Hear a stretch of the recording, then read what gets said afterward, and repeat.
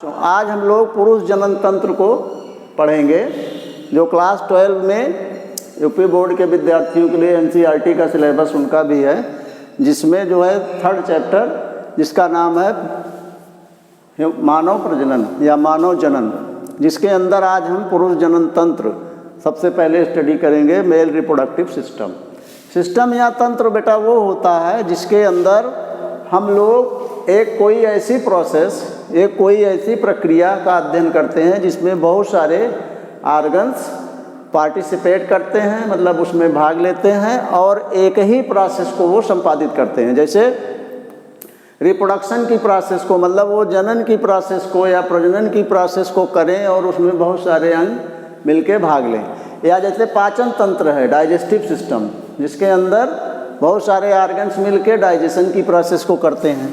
तो इसको हम 2 भागों में बांट सकते हैं। पहला है प्राथमिक प्रजनन अंग, जिसको हम प्राइमरी सेक्स ऑर्गन्स कहते हैं, और दूसरा भाग है इसका, भाग है द्वितीयक प्रजनन अंग।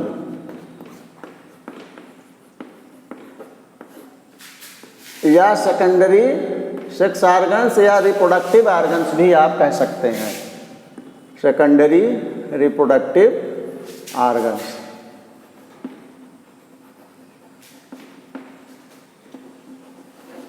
तो देखिए, जो प्राथमिक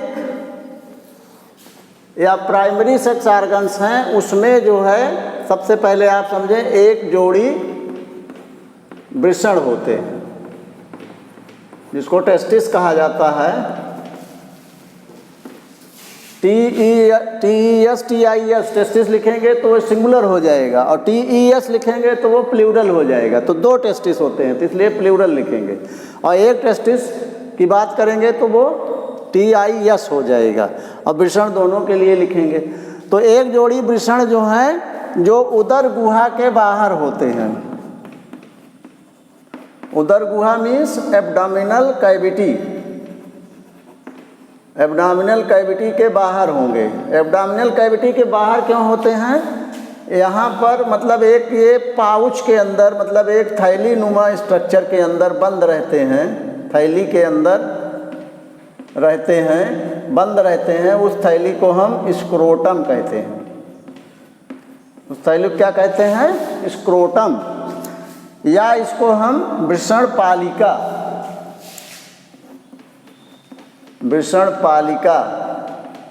कहते हैं। तो ये जो है वृषण है, ये स्क्रोटम है। तो इसी स्क्रोटम के अंदर ये पूरा वृषण जो है या टेस्टिस बंद रहता है। तो ये हमने राइट साइड का बना दिया है, आप चाहें तो लेफ्ट साइड वाला भी इसी तरह से बना लेंगे।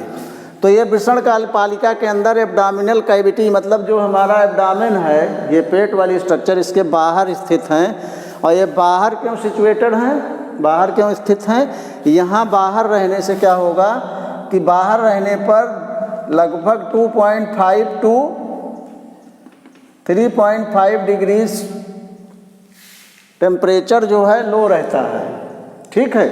और उससे लो रहने से क्या होगा कि जो ये स्पर्म फॉर्मेशन की प्रोसेस है उसको ये सपोर्ट करेगा।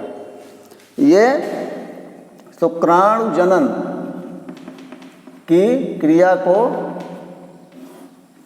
शुक्राणु जनन को सहायता देगा, ठीक है, सहायता मिलती है इससे। क्योंकि बॉडी का जो टेम्परेचर होगा वो 37 के ऊपर होता है, और ये उससे लगभग 2.5 डिग्री या 2 to 2.5 डिग्री समझ लें कम रहता है। तो उससे क्या लाभ होगा कि शुक्राणु जनन को ये फेवर करता है। ये टेम्परेचर जो बॉडी से, मतलब इंटरनल बॉडी टेम्परेचर से कम होगा। इसके अलावा जो है टेस्टिस के अंदर आप देखें कि छोटे छोटे बहुत सारे ऐसे चैम्बर्स बने रहते हैं, और इन चैम्बर्स की संख्या लगभग कितनी होती है? लगभग 250 होती है। और ये चैम्बर्स जो है क्या कहलाते हैं? टेस्टिकुलर लॉब्यूल्स, मतलब ये वृषण के चैम्बर्स कहलाते हैं। वृषण पालिका कहलाती है या उसके चैम्बर्स कहलाते हैं। और इन्हीं चैम्बर्स के अंदर एक से लेकर के एक जो है चैम्बर के अंदर 1 से लेकर के 3 शुक्रजनक नलिकाएं होती हैं, शुक्रजनक नलिकाएं होती हैं। और इन नलिकाओं में 2 तरह की कोशिकाएं होती हैं। वो 2 तरह की कोशिकाएं क्या हैं वो भी आप समझ लें।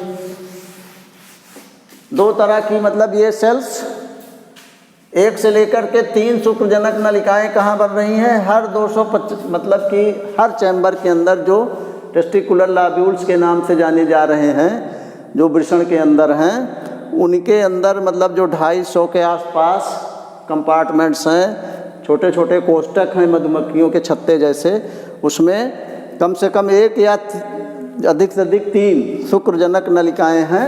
और इन नलिकाओं में 2 तरह की नलिकाओं की मतलब भीतरी दीवारों पर, इनकी भीतरी दीवार पर 2 तरह की कोशिकाएं हैं।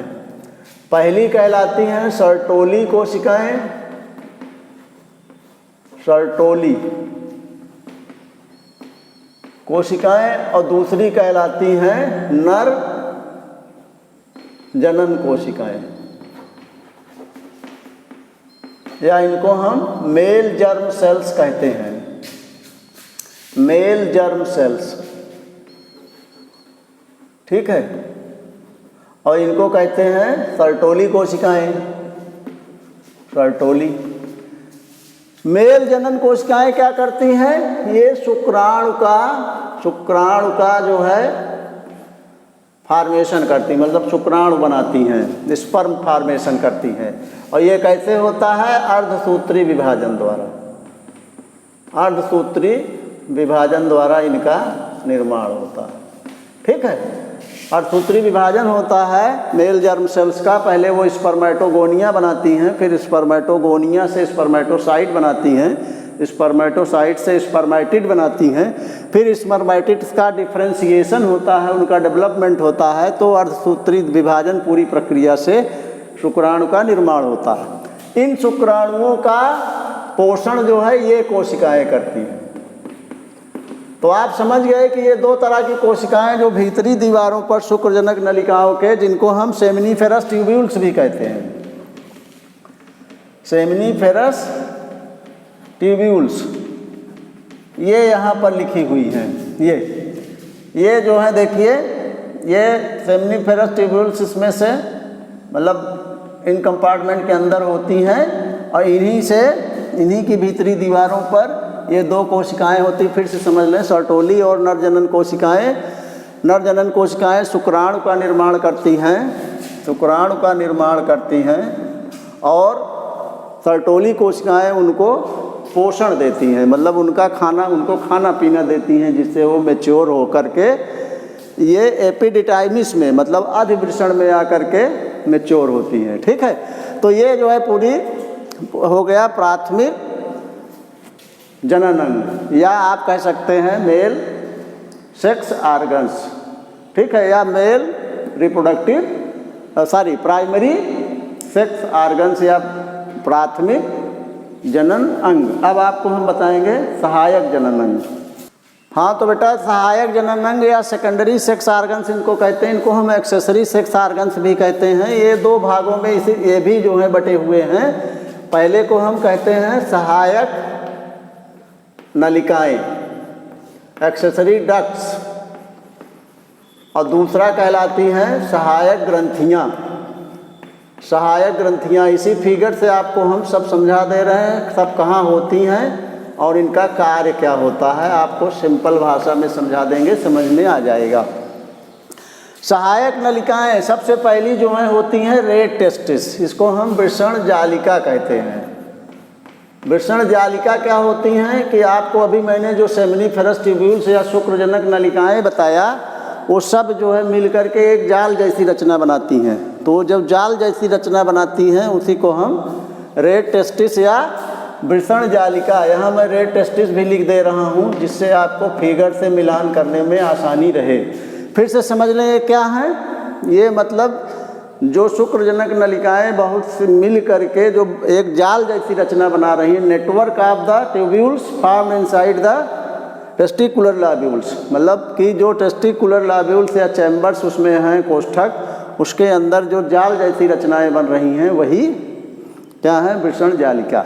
अब वृषण जालिका जो है फिर आगे जा कर के एक दूसरी ट्यूब्यूल में खुलती है जिसको हम वासा इफ्रेंसिया कहते हैं, शुक्रवाहिका, इसको हिंदी में कहते हैं शुक्रवाहिका या वासा इफ्रेंसिया। मतलब ये पूरा नेटवर्क जो है एक दूसरी ट्यूब्यूल में खुलता है, दूसरी नलिका में खुलता है। ट्यूब्यूल मतलब नलिका, जिसको हम वासा इफ्रेंसिया या शुक्रवाहिका कहते हैं। फिर यहाँ से शुक्र जो है मतलब शुक्राणु बनने के बाद कहाँ आ जाएगा, एपिडिडाइमिस में। तो एपिडिडाइमिस को हम कहते हैं अधिवृषण, अधिवृषण या एपिडिडाइमिस। ये रचना है, थोड़ा सा ये फूली हुई जो रचना है ये एपिडिडाइमिस है। यहाँ पर क्या होता है कि यहाँ पर जब शुक्राणु बन करके यहाँ पर आ जाएगा, मतलब इस शुक्रवाहिका से या वासा इफ्रेंसिया से होकर के, तो यहाँ पर ये शुक्राणु जो है परिपक्व होगा, शुक्राणु का परिपक्वन होगा यहाँ पर, मतलब इसका मैच्योरेशन होगा। फिर यहाँ से मैच्योर होकर के ये दूसरी नलिका, ये जो आप जो है थोड़ा कुंडलित नलिका देख रहे हैं, ये मतलब हाईली कॉन्वोल्यूटेड होती है, मतलब काफ़ी ज़्यादा कुंडलित होती है, जिसको हम वास डिफरेंस या, तो एक हो गया ये वृषण जालिका, दूसरा हो गया शुक्रवाहिका, तीसरा हो गया अधिवृषण और चौथा हो जाएगा शुक्रवाहक, जिसको हम वास डिफरेंस कहते हैं। ठीक, तो ये जो है इसमें जा कर के पहुँचेगा। फिर यहाँ से ये जा कर के सेमिनल वेसिकल या शुक्राशय में जा कर के स्पर्म इकट्ठा होगा। तो ये चार हो गई सहायक नलिकाएं जिनका जो है कार्य मैंने बता दिया। और अब सहायक ग्रंथियों में आपका पहला हो जाएगा शुक्राशय, जिसमें ये शुक्राणु बनने के बाद यहाँ आकर के एकत्रित होगा। ठीक है, तो यहाँ जिसको हम सेमिनल वेसिकल कहते हैं, फिगर में आप देखें सेमिनल वेसिकल ये है, सेमिनल वेसिकल ये यहाँ पर। और उसके बाद दूसरा होता है प्रोस्टेट ग्लैंड, जिसको हम पुरस्थ ग्रंथि कहते हैं, पुरस्थ ग्रंथि, प्रोस्टेट ग्लैंड्स। ये प्रोस्टेट ग्लैंड ये हैं, नंबर के 2 है। जो ये यूरेथ्रा है मतलब मूत्र नली है, उसके ठीक ऊपर मतलब पहला पार्ट जो है वो यही है। और तीसरा होता है बल्बो यूरेथ्रल ग्लैंड कहते हैं, बल्बो यूरेथ्रल ग्लैंड, या इसको हम काउपर्स ग्लैंड भी कहते हैं। कंद मूत्र ग्रंथि, कंद मूत्र पथ ग्रंथि, इसको हिंदी में कहते हैं कंद मूत्र पथ, मतलब ये यूरिन को बाहर निकलने में और स्पर्म को बाहर निकलने में हेल्प करती हैं। सबका यही मतलब फंक्शन है। शुक्राशय में लगभग 70% सीमेन होता है। इसमें जो है फ्रुक्टोज, सिट्रेट और कुछ एंजाइम्स होते हैं। ठीक है, ये शुक्राणु के जो है आगे बढ़ने में हेल्प करता है। 70% सीमन का मतलब जो हमारा सेमिनल लिक्विड है, शुक्राणु है, उसका बनाता है, लिक्विड फॉर्म में मतलब करने का काम करता है। इसमें फ्रुक्टोज, सिट्रेट और बहुत सारे एंजाइम्स होते हैं। फ्रुक्टोज क्या करता है, शुक्राणुओं को पोषण देता है या एनर्जी देता है, एनर्जी देता है। ठीक है, इसके अलावा पुरस्थ ग्रंथि में ये 20% ऑफ सीमन को बनाता है। अच्छा, यहाँ पर जो है शुक्राशय में जो पीएच होता है वो 7.4 के आसपास होता है। यहाँ का जो पीएच होता है वो 6.5 के आसपास होता है। मतलब यहाँ जो अम्लीय माध्यम होता है यहाँ क्षारीय होता है, एल्कलाइन है, ये एसिडिक है। बल्बोयूरेथ्रल ग्लैंड का जो रंग होता है ये पीले रंग की होती हैं। इनका रोल तब होता है जब क्या कहते हैं कपुलेशन होना होता है, मतलब जब स्त्री और पुरुष का जो है मेटिंग होगी, फर्टिलाइजेशन होगा, तो उसी समय जो है मतलब इंटरकोर्स होगा तो उसी समय जो है इनकी ज़रूरत पड़ती है। अदरवाइज़ ये केवल तो ये मतलब इस प्रोसेस में हेल्प करेंगे। तो जो प्राथमिक जनन अंग हैं मतलब प्राइमरी सेक्स ऑर्गन्स हैं, उनका काम है शुक्राणु को बनाना और हार्मोन को रिलीज करना। और क्या कहते हैं इनका काम क्या है, इनका काम जो है उसके कार्य में सहायता करना है। अच्छा, इसके अलावा मैं आपको एक चीज़ और बता दूं, बताना भूल गया कि ये जो शुक्रजनक नलिकाएं हैं मतलब सेमिनिफेरस ट्यूब्यूल्स हैं, इनके बाहर भी कुछ एरिया बचता है। जो बाहर एरिया बचता है वहाँ पर जो सेल्स होती हैं उनको हम लेडिक सेल्स कहते हैं या लीडिक कोशिकाएं कहते हैं। बुक में आपके लेडिक कोशिकाएं ही लिखा होगा, इसकी हिंदी नहीं लिखी होगी। या अंतराली कोशिकाएं इंटरस्टिशियल सेल्स कहते हैं। और इन कोशिकाओं से एक जो है मेल हार्मोन निकलता है जिसको हम एंड्रोजन कहते हैं, एंड्रोजन्स कहते हैं, या पुंजन हार्मोन्स कहते हैं, जो पुरुषों में द्वितीयक मतलब सेकेंडरी सेक्सुअल कैरेक्टर्स को लाते हैं, द्वितीयक लैंगिक लक्षण को विकसित करते हैं। द्वितीयक लैंगिक लक्षण क्या है? जैसे दाढ़ी मूँछों का आना, आवाज़ थोड़ा भारी हो जाना, ये सब जो है द्वितीयक लैंगिक लक्षण है। जब आदमी के अंदर प्यूबर्टी आती है तब होता है, तभी ये सारी प्रोसेसेस होती हैं। प्यूबर्टी क्या है? यौवनारंभ, मतलब ये 14 से 16 साल की उम्र में ये सारी चीज़ें होना शुरू हो जाती हैं।